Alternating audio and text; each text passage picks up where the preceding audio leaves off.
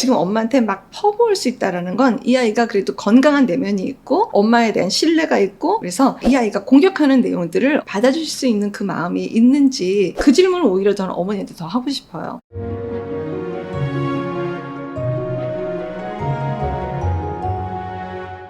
안녕하세요. 이주은 부부상담 원장 이주은입니다. 오늘도 사례를 다뤄보겠습니다. 딸이 초등학교 6학년 때 재혼을 했습니다. 재혼한 남편에게도 딸이 하나 있어서 같이 잘 키우자 하는 마음으로 시작을 했습니다. 그런데 제 딸이 제 마음에 들지 않습니다. 2살 위인 남편의 딸은 공부도 잘하고 욕심도 있고 또랑진데, 제가 낳은 딸은 전혀 그렇지 않고 휴대폰 게임만 합니다. 계속 잔소리하게 되고 비교하게 되고, 제가 낳지 않았지만 남편의 딸에게는 비교하며 칭찬을 계속하게 됩니다. 저희 집 둘째를 어떻게 해야지 되나요? 지금 남편에게도 낯 부끄럽고 미안합니다. 제가 뭘 잘못하고 있는 걸까요? 라고 글을 주셨어요. 어머니 너무 속상하실 것 같아요. 남편한테도 민망하고 딸한테 원망도 가겠죠. 일단 그 따님 두 분 다 정말 사춘기로 지금 들어가고 있는 나이기 때문에 어릴 때하고 똑같이 대해서는 절대 안 되고요. 일단 지금 어머니가 하셔야 되는 일은 뭐냐면은, 비교하고 비난하는 거는 100% 멈추셔야지 돼요. 지금 여기에 지금 비난이라는 단어는 들어가지 않았지만 짐작하고도 남을 것 같거든요. 사실 이 비언어로 아이들은 훨씬 더 많은 정보를 얻어가기 때문에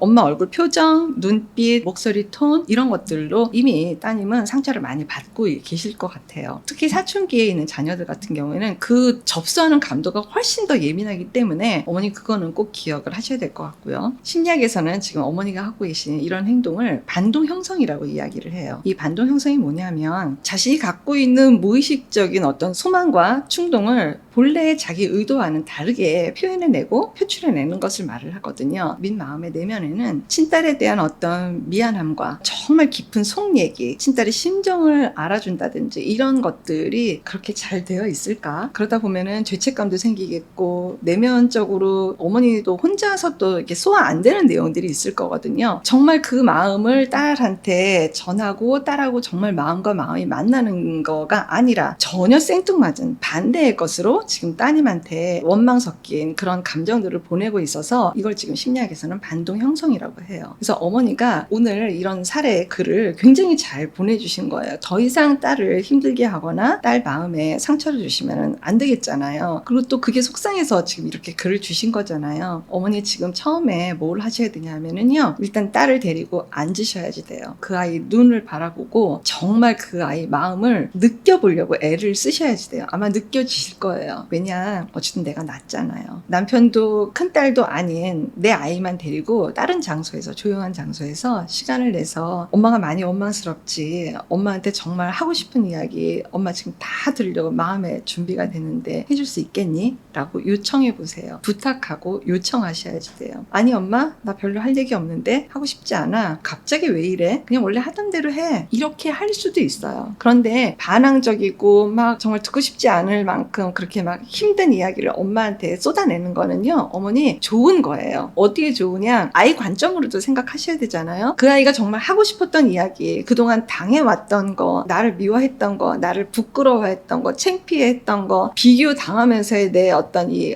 억하 심정, 사실 이 아이의 마음은 엄마의 새로운 결혼 생활에 일조를 하느라고 굉장히 애쓴 내용이 있을 거예요. 근데 어머니 그 내용 아실까요? 모를 거라고 생각이 들어요. 그동안 참아왔던 것에 대해서 지금 엄마한테 막 퍼부을 수 있다는 건 이 아이가 그래도 건강한 내면이 있고 엄마에 대한 신뢰가 있고, 그래서 내 엄마지 라는 마음이 있기 때문에 이 마음을 올리면서 얘기를 할 거거든요. 그래서 이 아이가 공격하는 내용들을 어머니 다 받아줄 수 있는 그 마음이 있는지, 그 질문을 오히려 저는 어머니한테 더 하고 싶어요. 다 들으셨으면 좋겠어요. 그랬니? 그래, 엄마가 그렇게 보였겠다. 너 힘들었겠다. 엄마 미웠겠다. 속상했겠다. 너 어떻게 살았니? 어떻게 지냈니? 잠은 잤니? 엄마가 하나도 몰라줬네. 너무 미안하다. 이걸로 아이가 이야기하는 걸 절대 어머니 설명하려고 하지 마시고, 어머니 설명은요 나중에 하셔도 괜찮아요. 일주일 뒤, 뭐 2주 뒤, 뭐 한 달 뒤에 하셔도 아무런 문제 되지 않으니까 그냥 아이의 마음만 충분히 받아주셨으면 좋겠어요. 그렇게 받아주고 난 다음에 정말 딸하고 그 만나는 시간을 가지셔야 되는데, 이게 만약에 정말 어려우시면요, 상담실을 가시면 되겠어요. 그렇게 되면 어머니가 개인 상담을 받던 아니면은 따님하고 두 분이서 같이 가족 상담을 받던, 이렇게 해서 얼마든지 해결하실 수 있어요. 그래서 제일 중요한 건 어떤 무엇을 다 활용해서라도 딸의 마음을 만나고 딸의 마음을 잃어버리지 않는 게 가장 중요하세요. 그리고 무엇보다 어머니 솔직해지셔야겠어요. 반동 형성은 솔직하지 못하는 데서 나오는 거예요.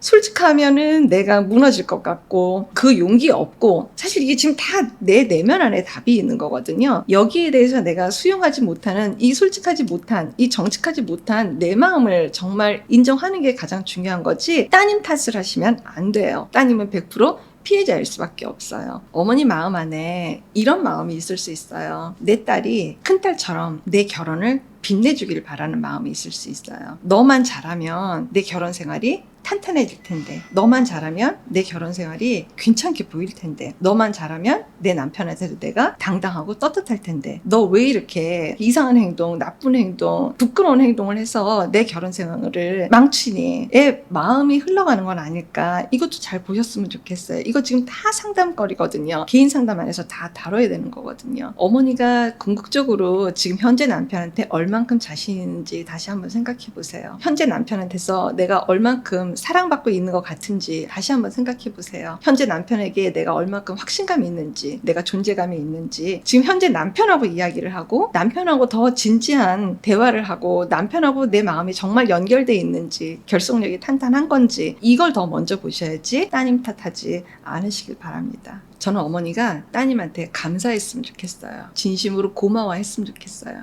어쩌면 따님을 통해서 지금 내 남편하고의 관계 문제를 보게 된 거예요. 그러니까 따님한테 고마워했으면 좋겠고 더 많이 사랑해야지 되는 의무가 어머니한테 생긴 겁니다. 건강한 부부 애착이 나라를 살립니다.